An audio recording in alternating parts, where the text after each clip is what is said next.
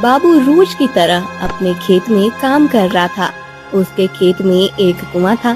बाबू उस कुएं के पास आता है और इस कुएं में तो एक लोटा पानी भी नहीं है। पता नहीं इतने सालों से ये कुआं ऐसे सूखा क्यों पड़ा है। अपने खेत में कुआं होते हुए भी मुझे दूसरों के कुएं से पानी का प्रबंध करना पड़ता है। हे भगवान, अब मैं क्या करूं? एक तो फसल अच्छी नहीं आ रही है और ऊपर से ये सूखा हुआ कुआं। आज तो मैं इस कुएं को हमेशा के लिए बंद ही कर देता हूँ। इसमें मिट्टी डालकर इसकी दीवारें भी तोड़ देता हूँ। ऐसा कहकर बाबू उस कुएं में मिट्टी डालने लगता है। जैसे ही वो कुएं में मिट्टी डालता है, कुएं के अंदर से आवाज आती है, नहीं नहीं, ऐसा मत करो, इस कुएं में मिट्टी मत डालो, इसे मत बंद करो। वो आवाज सुनकर बाबू हक्का बक्का रह जाता है। वो कुएं में झांक कर देखता है, परंतु उस कुएं के अंदर कोई नहीं होता। अरे ये क्या? मैंने अभी अभी तो किसी स्त्री की आवाज सुनी थी, पर यहाँ तो कोई नहीं है। समझ नहीं आ रहा है कि वो आवाज कहाँ से आ रही थी। जाने दो, मुझे ही भ्रम हुआ होगा। ऐसा विचार करके बाबू फिर से कुएं में मिट्टी डालने लगता है। फिर से वही आवाज आती है। अब बाबू डर जाता है और अपने घर चला जाता है। उसके घर उसकी बूढ़ी माँ। अरे क्या हुआ? आज इतनी जल्दी कैसे आ गए तुम? अरे माँ, क्या बताऊं, हमारे खेत में जो कुआं है वो तो किसी काम का ही नहीं है। एक बूंद पानी नहीं होता उसमें। इसीलिए मैंने सोचा कि आज उस कुएं में मिट्टी डालकर उसे बंद ही कर देता हूँ। लेकिन जैसे ही मैंने उस कुएं में मिट्टी डालने को मिट्टी उठाई, उस कुएं से मुझे एक आवाज आई। अच्छा, कैसी आवाज? अरे माँ, कुएं के अंदर से कोई नहीं, ये कुआं मत बुझाओ, इसे मत बंद करो, ऐसा कह रहा था। क्या? ये क्या बड़बड़ा रहे हो? मैं बड़बड़ा नहीं रहा हूँ माँ, मैं सच बोल रहा हूँ। मुझे पहली बार लगा कि मुझे भ्रम हुआ है, इसीलिए मैंने दोबारा मिट्टी डालना शुरू किया तो फिर से वही आवाज आने लगी। पता नहीं क्या है उस विचित्र कुएं में। वह कुआं तो बहुत पुराना है। तुम्हारे दादाजी कहते थे कि उनके भी दादा परदादा के जमाने से भी पुराना वो कुआं है। क्या वो कुआं इतना पुराना है? हाँ बेटा, सुना तो ऐसा ही है। लेकिन माँ, क्या फायदा इतने पुराने कुएं का जब वो हमें जरूरत के समय पानी ही नहीं देता। बेकार में ही इतने बड़े कुएं के कारण खेत की जगह अड़ गई है। नहीं, मैंने तो तय किया है, मैं कल फिर एक बार उस कुएं में मिट्टी डालूंगा। बेटा, जो भी करना सोच समझ कर करना। अगले दिन बाबू फिर से एक बड़े बर्तन में मिट्टी भर लेता है और उस कुएं में डालने ही वाला होता है कि तभी, नहीं, इस कुएं को बंद मत करो, इसमें मिट्टी मत डालो। अब तो बाबू बुरी तरह से डर जाता है। वो समझ जाता है कि बार बार ऐसा भ्रम नहीं हो सकता। जरूर इस विचित्र कुएं का कोई रहस्य होगा। उसे अब खेत में काम करने में भी डर लगने लगता है। वो अपने घर वापस आने लगता है। तभी उसे रास्ते में एक साधु मिलते हैं। प्रणाम बाबा। कल्याण हो पुत्र। क्या हुआ पुत्र, ऐसे घबराते हुए कहाँ जा रहे हो? जा रहे हो नहीं, कहाँ से आ रहे हो पूछिए बाबा। मेरे खेत में विचित्र घटना घटित हुई है। विचित्र घटना? ऐसा क्या हुआ है? साधु बाबा, मेरे खेत में कुआं है। उस कुएं में सालों से पानी की एक बूंद नहीं है। इसीलिए मैंने उस कुएं को हमेशा के लिए बंद करने का विचार किया। तब उस कुएं के अंदर से विचित्र आवाजें आने लगी। कोई कह रहा था कि इस कुएं को मत बंद करो, इसमें मिट्टी मत डालो। मैं तो बहुत डर गया हूँ साधु बाबा। तो ये वही कुआं है। वही कुआं? कौन सा कुआं बाबा जी? बहुत वर्षों पहले की बात है। इतनी पुरानी कि तब शायद तुम्हारे परदादा का भी जन्म नहीं हुआ होगा।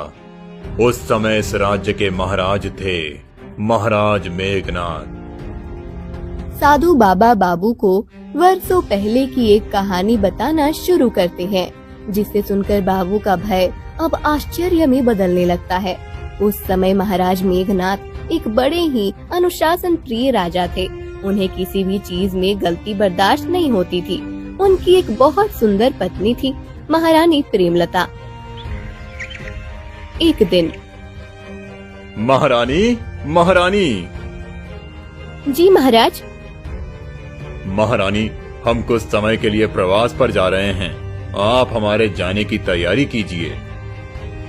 महाराज, आप अकेले ही जा रहे हैं या आपके साथ कोई अन्य भी है? हम अकेले ही जा रहे हैं, परंतु आपको ये प्रश्न पूछने की क्या आवश्यकता है महारानी? नहीं, वो हर बार आप महामंत्री को साथ लेकर जाते हैं, इसलिए पूछ रही थी। अगले दिन महाराज प्रवास पर चले जाते हैं। महाराज की माँ राजमाता सुशीला को महारानी प्रेमलता अच्छी नहीं लगती थी। विवाह के कई वर्षों के बाद भी महारानी को संतान नहीं हुई थी, इसलिए वो महारानी को बांझ समझती थी। राजमाता, मैं आपके लिए भोजन लेकर आई हूँ। तुम्हें कितनी बार कहा है कि मुझे अपना मुख मत दिखाओ। तुम जैसी बांझ को अपनी पत्नी बनाकर मेरे पुत्र ने जीवन की सबसे बड़ी गलती की है। उसे मैंने कितना समझाया था कि मेरी भाई की बेटी से विवाह करो, परंतु उसके आंखों पर तुम्हारे सौंदर्य का पर्दा पड़ा था। उस समय तो वो ना कुछ देख पाया और ना मेरी बात सुन पाया। परंतु देखना, मैं अब अधिक समय तक तुम्हें उसके पास रहने नहीं दूंगी। मैं शीघ्र ही उसका दूसरा विवाह करूंगी और फिर उसे संतान की प्राप्ति होगी। राजमाता की ये बात सुनकर महारानी प्रेमलता को बहुत दुख होता है। एक रात को वह महल से बाहर आती है। वो महामंत्री को एक पत्र देती है। राजमाता दूर से ये सब देख लेती है। ये अच्छा अवसर है, अब आने दो मेरे पुत्र को। रात के समय राज्य की महारानी राज्य के महामंत्री से मिलने जाती है। ये बात सुनकर महाराज के क्रोध का बांध टूट जाएगा और फिर जो होगा वो सब मेरे योजना के अनुसार होगा। मैं इस राज्य को निर्वंश नहीं देख सकती, फिर उसके लिए मुझे कुछ भी क्यों न करना पड़े। कुछ दिन के बाद महाराज लौट आते हैं। तब, पुत्र, मैंने तुमसे कहा था कि मेरे भाई की बेटी से विवाह करो, परंतु उस समय तुमने मेरी बात नहीं मानी और आज तुम्हारी वो सुंदर पत्नी अपनी सुंदरता को राज्य के महामंत्री के साथ बांट रही है। आप ये क्या कह रही हैं माँ? मैं सत्य कह रही हूँ पुत्र। जब तुम यहाँ नहीं थे तब तुम्हारी महारानी राजमहल से बाहर छुप कर जाती थी और महामंत्री से मिलती थी। मैंने स्वयं उन्हें देखा है। उस दिन तो वो महामंत्री को कोई पत्र भी दे रही थी। अवश्य वो तुम्हें धोखा दे रही है। नहीं, यह असंभव है। महारानी ऐसा नहीं कर सकती। तो तुम्हें क्या लगता है कि मैं असत्य बोल रही हूँ? यदि ऐसा है तो बुलाओ अपनी पत्नी को। देखो वो राजमहल में है या महामंत्री के साथ। राजमाता की बात सुनकर महाराज मेघनाथ क्रोधित हो जाते हैं और महारानी को बुलाते हैं। महारानी महल में नहीं होती। एक दासी आकर बताती है कि महारानी महामंत्री के साथ मंदिर में गई है। ये सुनकर महाराज का शक अब यकीन में बदल जाता है। कुछ देर के बाद महारानी प्रेमलता महल लौटती है। आ गई आप महारानी। आप कब आए महाराज? तभी जब आप महामंत्री के साथ प्रेमालाप कर रही थी। ये आप क्या कह रहे हैं महाराज? मैं और महामंत्री के साथ? हाँ, आप और महामंत्री के साथ। हमें पता चल गया है, जब मैं यहाँ नहीं था तब आप छुप छुप कर महामंत्री से मिलती थीं। ये सब सत्य है या नहीं? और इस पत्र के विषय में भी तो पूछो पुत्र। हाँ, और वो पत्र, वो किसने लिखा था? क्या लिखा था आपने उसमें? या उसमें भी महामंत्री के लिए कोई प्यार भरा संदेश था? नहीं नहीं नहीं महाराज, आप गलत समझ रहे हैं। आप मेरे चरित्र पर लांछन लगा रहे हैं। मेरे और महामंत्री के बीच ऐसा कोई गलत संबंध नहीं है। अच्छा, तो फिर आप उस रात महामंत्री को वो पत्र क्यों दे रही थी और आज आप उनके साथ मंदिर भी गई थी? क्या अर्थ है इन सब का? इसका तो एक ही अर्थ हो सकता है महारानी, कि आप महामंत्री के साथ अनुचित संबंध बना रही हैं। मैं जानती हूँ राजमाता कि मैं आपको पसंद नहीं हूँ। मैं आज तक आपको पोती का सुख नहीं दे पाई हूँ। आप सदा ही आपकी भांजी को अपनी बहू बनाना चाहती थी, परंतु इसका अर्थ ये नहीं है कि आप बिना कुछ जाने मुझ पर ऐसा लांछन लगाए। मैं फिर से कह रही हूँ कि मेरे और महामंत्री के बीच ऐसा कुछ भी नहीं है। तो वो पत्र किसके लिए था? वो आपने महामंत्री को दिया, ये तो सत्य है ना?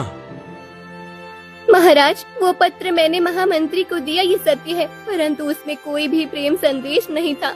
वो पत्र मैंने महामंत्री को मेरे पिताश्री को देने के लिए दिया था। हमें तुम पर विश्वास नहीं है महारानी, तुम एक व्यभिचारी हो। अपने ही राज्य के मंत्री के साथ तुम्हें घूमते हुए देखा गया है। पुत्र, ये एक बहुत बड़ा अपराध है। तुम्हें महारानी और महामंत्री को दंड देना चाहिए। यदि तुमने इन दोनों को ऐसे ही छोड़ दिया तो प्रजा में गलत संदेश पहुंचेगा। सबको ऐसा लगेगा कि अपराध करने के बाद भी उन्हें कोई दंड प्राप्त नहीं होता। सभी ऐसे ही व्यभिचार करने लगेंगे।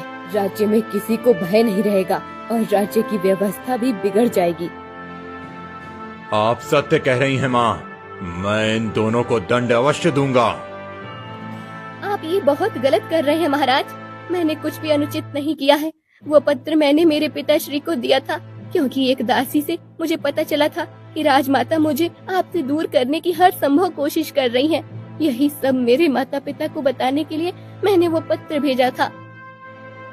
महाराज मेघनाद को महारानी प्रेमलता की बात पर विश्वास नहीं होता है और क्रोध में आकर वो प्रेमलता को एक जगह पर जिंदा दफना देते हैं, फिर उस जगह पर कुआं बना देते हैं। तो ऐसा सब हुआ था। अच्छा, इसका अर्थ है कि वो महारानी की आत्मा थी? हाँ। फिर वो मंत्री, उसका क्या हुआ? उस मंत्री पर भी महाराज ने विष प्रयोग किया और उसे भी मार डाला। फिर राजमाता ने अपनी पसंद की लड़की से महाराज का विवाह करवा दिया। उन्हें संतान हुई और उनका वंश आगे बढ़ा।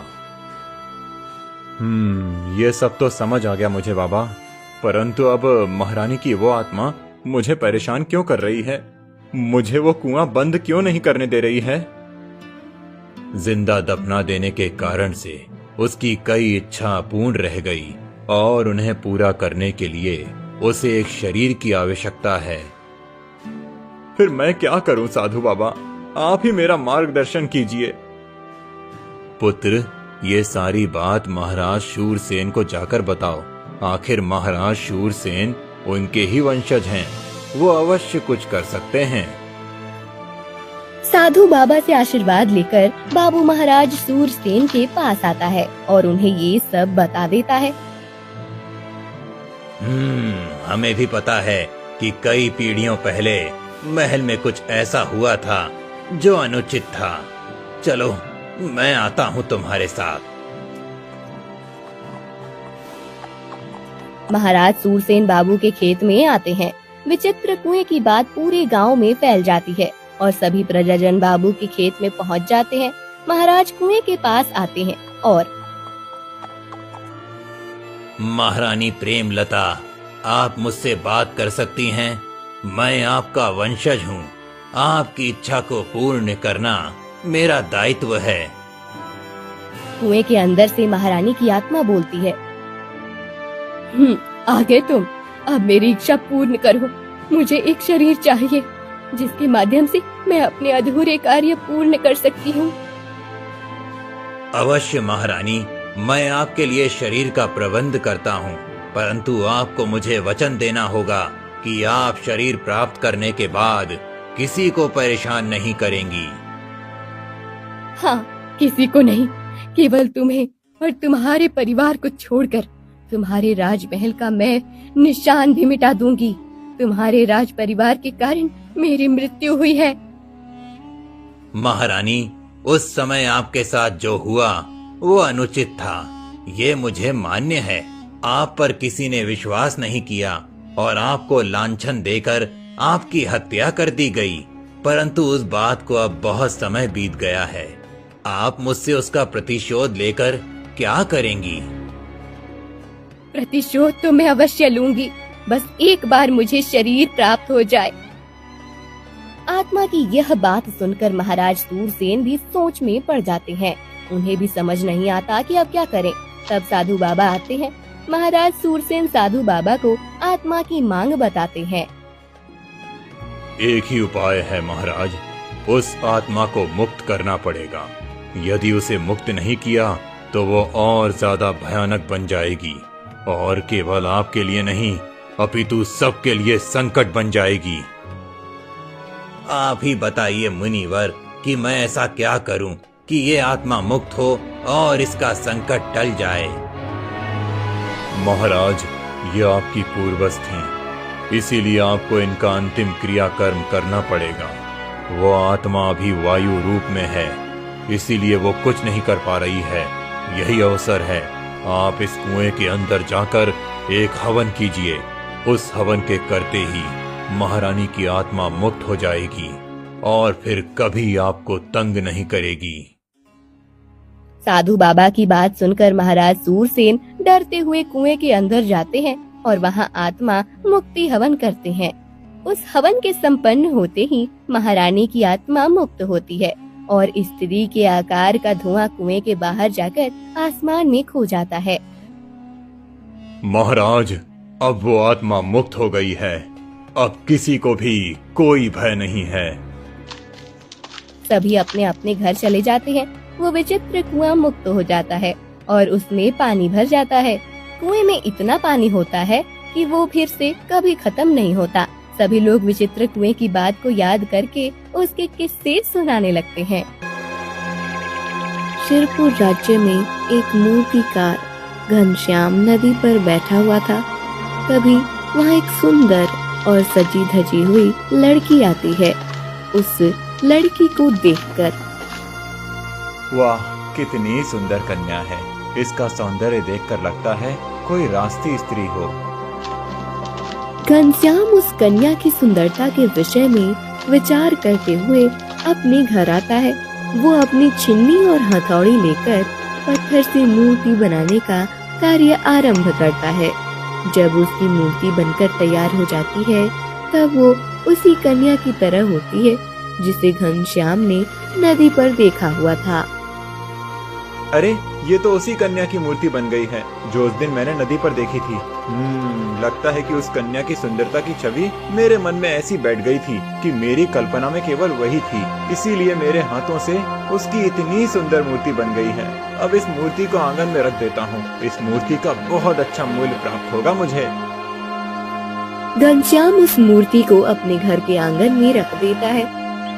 अगले दिन राजमहल में राजकुमारी लावण्या की एक दासी उस मूर्ति को देख लेती है और भागते हुए राजकुमारी लावण्या के पास आती है। राजकुमारी, राजकुमारी।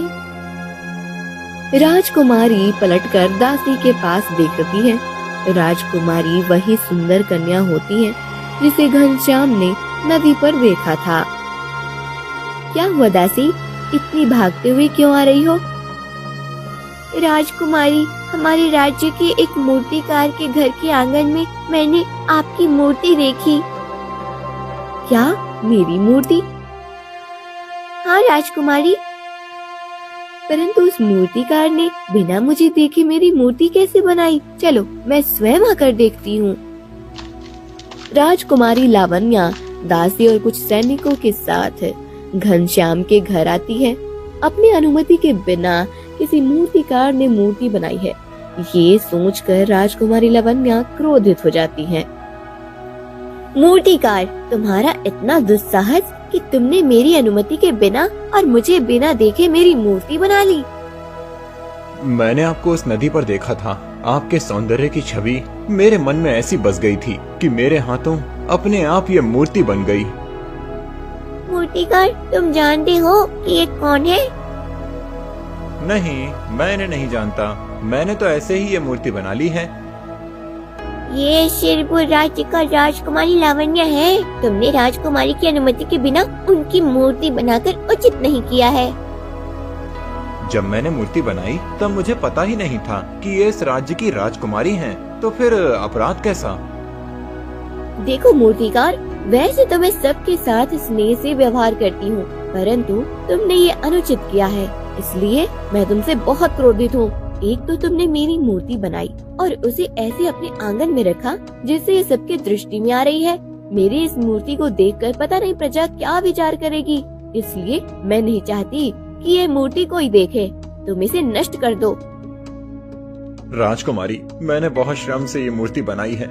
जब मेरे हाथों से ये मूर्ति बन रही थी तब मुझे आपके विषय में कुछ पता नहीं था, इसीलिए मेरा कोई अपराध नहीं है। मैंने इस मूर्ति को यहाँ इसलिए रखा है क्योंकि इस मूर्ति का मुझे अधिक मूल्य मिल सकता है। इसे नष्ट करने का तो प्रश्न ही नहीं है। घनश्याम की ये बात सुनकर राजकुमारी लावण्या और भी ज्यादा क्रोधित होती है और उस मूर्ति को जोर से धक्का देकर नीचे गिरा देती है। मूर्ति जमीन पर गिर जाती है और उसके 2 टुकड़े हो जाते हैं। राजकुमारी, ये क्या? आपने मेरे श्रम को ये मिट्टी में मिला दिया। तुम्हारी श्रम का मूल्य मैं तुम्हें दे दूंगी, परंतु मेरी अनुमति के बिना कोई मेरी मूर्ति बनाए ये मुझे मान्य नहीं है। कोई भी मेरी मूर्ति का दुरुपयोग कर सकता है। ऐसा कहकर लावण्या सोने की मोहरों की एक पोटली घनश्याम के पास फेंक कर चली जाती है। पूरा गांव वहां खड़े रहकर ये सब दिख रहा था। राजकुमारी, आपने पूरे गांव के सामने मेरा अपमान करके उचित नहीं किया है। राजकुमारी लावण्या का विवाह गोपालगंज नाम के राजकुमार आकाशदीप के साथ निश्चित हुआ था।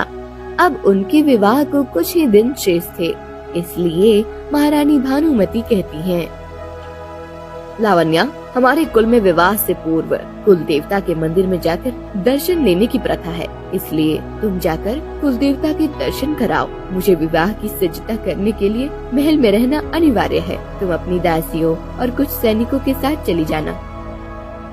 अवश्य माता, मैं जाती हूँ। राजकुमारी लावण्या कुल देवता के दर्शन करने जाती हैं। 2 दिनों के बाद राजकुमारी लावण्या राजमहल में लौट कर आती हैं। अब उनके विवाह में केवल 5 दिन ही शेष थे। एक दिन, पुत्री लावण्या, तुम्हारे लिए कई प्रकार के मूल्यवान वस्त्र और आभूषण बनवाए हैं। उन सब का प्रदर्शन महारानी के कक्ष में रखा है। तुम जाकर सब देख लो। मुझे कुछ नहीं देखना है, आप चले जाइए मेरे कक्ष से। राजकुमारी लावण्या का व्यवहार देखकर महाराज भद्रसेन चौंक जाते हैं। वो महारानी के कक्ष में आते हैं और क्या हुआ महाराज, लावण्या कहाँ है? आप तो उसे बुलाने गए थे। हाँ, परंतु उसने कहा कि उसे कुछ नहीं देखना है। क्या ऐसा कहा उसने? हाँ, मुझे भी समझ नहीं आ रहा है कि ऐसा क्यों कहा उसने। लावण्या को तो वस्त्र और आभूषण कितने प्रिय हैं। मैं जाकर उसे बुलाती हूँ, कदाचित प्रवास करके थक गई होगी। महारानी भानुमति राजकुमारी लावण्या के कक्ष में आती हैं। लावण्या, क्या हुआ? तुम्हें आभूषण क्यों नहीं देखने हैं? चलो शीघ्रता करो। यदि तुम्हें आभूषण पसंद नहीं आए तो बदलने के लिए समय मिलेगा। नहीं, मुझे नहीं आना है, आप जाइए यहाँ से। नहीं, मैं तुम्हें लेकर ही जाऊंगी। ऐसा कहकर महारानी भानुमति राजकुमारी लावण्या का हाथ पकड़कर उसे अपने कक्ष में ले आती हैं। लावण्या आभूषण देखने लगती है और अचानक सारे आभूषण जमीन पर फेंकने लगती है। अरे, ये क्या कर रही हो पुत्री? मैंने कहा था ना कि मुझे नहीं देखने हैं आभूषण, फिर भी आपने मेरी बात नहीं मानी। ऐसा कहकर लावण्या अपने कक्ष में चली जाती है। कुछ देर के बाद जब दासियां राजकुमारी के लिए भोजन लेकर जाती हैं, तब राजकुमारी भोजन भी फेंक देती है। दासियां आकर महाराज और महारानी के पास आकर उन्हें सब बता देती हैं। महारानी, समझ नहीं आ रहा है कि लावण्या ऐसा व्यवहार कैसे कर रही है। जब से वे कुल देवता के दर्शन करके लौटी है, तब से उसके व्यवहार में कितना परिवर्तन आया है। हाँ महाराज, मैं भी देख रही हूँ कि लावण्या बहुत बदल गई है, परंतु मेरे विचार से अब 4 दिनों में उसका विवाह हो जाएगा। उसका पूरा जीवन ही परिवर्तन हो जाएगा, इसलिए कदाचित वो ऐसा व्यवहार कर रही है। हाँ, हो सकता है। महारानी, आप लावण्या का ध्यान रखना। राजकुमारी लावण्या के विवाह का दिन आता है। उनके होने वाले वर राजकुमार आकाशदीप अपने पूरे राज परिवार के साथ विवाह के लिए शिरपुर पहुंच जाते हैं। राजकुमारी लावण्या की दासियां उन्हें नववधू के रूप में ऐसे तैयार करती हैं कि उनका सौंदर्य देखकर सभी मोहित हो जाते हैं। महाराज भद्रसेन ने एक बहुत बड़े तपस्वी को विवाह का निमंत्रण दिया था। वो तपस्वी अपने कुछ शिष्यों के साथ विवाह के लिए आने लगते हैं। वो वन के मार्ग से आ रहे होते हैं। तभी कोई मेरी सहायता करो, कृपया कोई मेरी सहायता करो। तपस्वी जी वो आवाज सुनकर रुक जाते हैं। रुक जाओ शिष्यों, कोई सहायता के लिए पुकार रहा है। किसी स्त्री के रोने की आवाज आ रही है। तपस्वी और शिष्य वन में ढूंढने लगते हैं। तपस्वी जी को एक बड़े पेड़ के पीछे एक मूर्ति दिखाई देती है। तपस्वी जी उस मूर्ति के पास जाते हैं। तपस्वी जी को देखकर उस मूर्ति की आंखों से आंसू बहने लगते हैं। तपस्वी जी, मैं सत्य कह रही हूँ, मैं ही राजकुमारी लावण्या हूँ। राजमहल में जो है वो कौन है ये मुझे पता नहीं, परंतु राजकुमारी लावण्या मैं ही हूँ। मुझे तुम्हारी सत्यता सिद्ध करने के लिए तुम्हें राजमहल ले जाना होगा। वहीं जाकर सब सत्य सामने आ सकता है। तपस्वी जी अपने शिष्यों से कहते हैं और उनके शिष्य उस मूर्ति को उठाते हैं। सभी उस मूर्ति को लेकर राजमहल में आते हैं।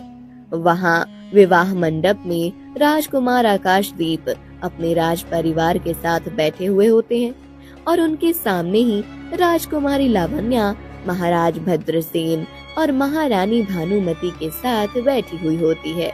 दोनों के विवाह की विधि शुरू होने ही वाली थी कि तभी रुक जाइए महाराज भद्रसेन। तपस्वी जी की बात सुनकर सभी उनकी तरफ देखते हैं। क्या हुआ तपस्वी जी? ये मूर्ति देखिए महाराज, इस मूर्ति का कहना है कि ये राजकुमारी लावण्या है। क्या ये मूर्ति लावण्या है? यदि इस मूर्ति का ये कहना है कि ये लावण्या है, तो फिर वो मंडप में बैठी हुई कौन है? पिताश्री, ये मूर्ति असत्य बोल रही है। मैं ही लावण्या हूँ। ये कोई मायावी है, अन्यथा कोई मूर्ति बोल कैसे सकती है? मेरी पुत्री सत्य कह रही है तपस्वी जी, ये मूर्ति झूठी है। नहीं पिताश्री, वो असत्य कह रही है। मैं आपकी पुत्री हूँ। देखिए, मेरे गले में वही मोतियों की माला है जो आपने मेरे लिए एक विशेष कारीगर से बनवाई थी। वो मूर्तियों की माला तो मेरे गले में भी है। ऐसी तो हजारों मालाएं बनती होंगी। इससे ये सिद्ध नहीं होता कि तुम राजकुमारी लावण्या हो। तुम असत्य कह रही हो। वास्तव में राजकुमारी लावण्या मैं ही हूँ और अभी मेरे विवाह का समय है। पिताश्री, इस मूर्ति को हमारे महल से बाहर कीजिए। नहीं, मैं सत्य कह रही हूँ। मैं ही लावण्या हूँ। महाराज, ये सब क्या हो रहा है? यहाँ राजकुमारी लावण्या के होते हुए भी एक मूर्ति ऐसा क्यों कह रही है कि वो राजकुमारी लावण्या है? राजकुमार आकाशदीप, मुझे भी कुछ समझ नहीं आ रहा है कि ये सब क्या हो रहा है। तपस्वी जी, आप मुझे बताइए कि इस मूर्ति का क्या रहस्य है? इसका रहस्य तो मुझे भी नहीं पता महाराज। मैं विवाह के लिए यहाँ आ रहा था, तब वन में मुझे इस मूर्ति के रोने और सहायता के लिए पुकारने की आवाज आई। जब इसने कहा कि ये राजकुमारी लावण्या है, तब मैंने विचार किया कि यदि इसके कथन में थोड़ी सत्यता है तो आपको सचेत करना मेरा कर्तव्य है। इसीलिए मैं इसे यहाँ ले आया हूँ। परंतु तपस्वी जी, अब इस समस्या का समाधान कैसे करें? किस प्रकार पता चलेगा कि ये मूर्ति सत्य कह रही है या नहीं? और यदि इसकी बात सत्य है तो यहाँ बैठी हुई लावण्या कौन है? और मेरी पुत्री एक मूर्ति में परिवर्तित कैसे हो गई? तभी पंडित जी महाराज को कहते हैं कि विवाह का शुभ मुहूर्त बीता जा रहा है। पंडित जी की बात सुनकर तपस्वी जी कुछ विचार करते हैं और अपनी विद्या से एक वरमाला प्रकट करते हैं। राजकुमार आकाशदीप, आप इस वरमाला को राजकुमारी लावण्या के गले में पहनाइए। इससे आपका विवाह संपन्न हो जाएगा और आपको सदा सुख की प्राप्ति होगी। तपस्वी जी की बात सुनकर राजकुमार आकाशदीप राजकुमारी लावण्या के गले में वो वरमाला पहनाने लगते हैं। नहीं राजकुमार, वो लावण्या नहीं है, मैं ही लावण्या हूँ। आप उसके गले में वरमाला मत पहनाइए। मूर्ति की बात को अनसुना करके राजकुमार आकाशदीप राजकुमारी लावण्या के गले में वरमाला पहनाते हैं। जैसे ही राजकुमार लावण्या के गले में पहनाते हैं, राजकुमारी लावण्या एक मूर्ति में बदल जाती है। ये देखकर वहाँ सभी चौंक जाते हैं। ये क्या हो रहा है? मेरी पुत्री मूर्ति कैसे बन गई है? महाराज, ये आपकी पुत्री नहीं है, ये मूर्ति सत्य कह रही है। यही राजकुमारी लावण्या है। फिर तपस्वी जी अपने मंत्रों से लाए हुए अपनी मूर्ति को जीवित कर देते हैं। तपस्वी जी, मैं एक सामान्य मनुष्य हूँ। मेरी कुछ समझ नहीं आ रहा है कि ये सब क्या हो रहा है। आप मुझे सब विस्तार से बताइए। महाराज, मैंने अपनी विद्या से एक ऐसी माला को प्रकट किया था जिससे राजकुमारी लावण्या की सत्यता प्रकट हो सके। जिस समय उस माला को झूठी लावण्या ने धारण किया, तब वो एक मूर्ति में बदल गई। परंतु यदि वो परिवर्तित नहीं होती तो? यदि वो मूर्ति में परिवर्तित नहीं होती तो ये सिद्ध हो जाता कि जो ये मूर्ति कह रही है वो असत्य है। महाराज, इतने दिनों से आपके साथ जो रह रही थी वो कोई मायावी थी। आपकी वास्तव पुत्री और राजकुमारी लावण्या ये है। इसी कारण से लावण्या का व्यवहार इतना बदला हुआ था कुछ दिनों से। पिताश्री, जिस दिन मैं कुल देवता के दर्शन करके लौट रही थी, तब किसी ने पीछे से आकर मुझे बेहोश कर दिया। जब मैं होश में आई, तब मैंने मुझे एक मूर्ति में पाया। मुझे पूरा विश्वास है कि ये सब उस मूर्तिकार घनश्याम ने ही किया होगा। उधर मूर्तिकार घनश्याम को पता चल जाता है कि उसकी बनाई हुई मूर्ति का सत्य सबके सामने आ गया है। वो भागने लगता है और वन में आकर छुपता है। महाराज के सैनिक उसे पकड़ लेते हैं और राजमहल में आते हैं। मूर्तिकार, सत्य बताओ कि तुमने मेरी पुत्री के साथ क्या किया है? मैंने कुछ नहीं किया महाराज, मैं तो सिर्फ अपना प्रतिशोध पूरा कर रहा था। किस बात का प्रतिशोध? मैंने राजकुमारी लावण्या की एक सुंदर मूर्ति बनाई थी, परंतु इन्होंने मेरा अपमान किया और मेरी मूर्ति को तोड़ दिया। पूरे गांव के सामने उन्होंने मुझे अपमानित किया था। इसीलिए मैंने ये निश्चय किया था कि मैं राजकुमारी से अपना प्रतिशोध लेकर रहूंगा। मेरी माँ एक तांत्रिक थी, मुझे भी उनके तंत्र मंत्र की विद्या आती है। मैंने उसी विद्या का उपयोग करके उस मूर्ति को जोड़ दिया और उसे जीवित किया। जिस समय राजकुमारी वन के मार्ग से महल में लौट रही थीं, तभी मैंने उन्हें बेहोश करके उन्हें मूर्ति में बदल दिया। क्या तुमने मेरी पुत्री के साथ ऐसा भयानक व्यवहार किया?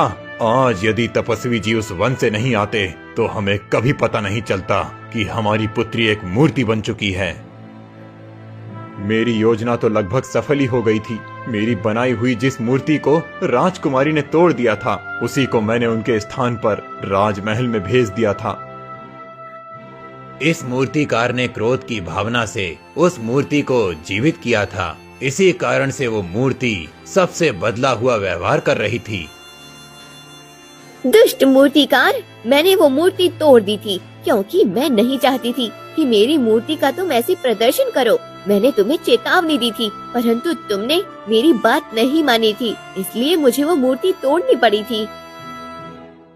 तुमने जो किया उसका दंड तुम्हें अब मिलकर रहेगा। सैनिकों, इस मूर्तिकार के दोनों हाथ तोड़ दिए जाएं। जिन दुष्ट हाथों से इसने मेरी प्रिय पुत्री को एक मूर्ति में परिवर्तित किया था, वो हाथ इसके शरीर से निकल जाना ही इसके लिए सबसे बड़ा दंड होगा और इसके बाद ये किसी के साथ ऐसा व्यवहार नहीं कर पाएगा। महाराज की आज्ञा लेकर सैनिक मूर्तिकार घनश्याम के दोनों हाथ काट डालते हैं और उसे वन में छोड़ देते हैं। वास्तव राजकुमारी लावण्या और राजकुमार आकाशदीप का विवाह सुख पूर्वक संपन्न हो जाता है। वो दोनों अपना जीवन प्रसन्नता से व्यतीत करने लगते हैं।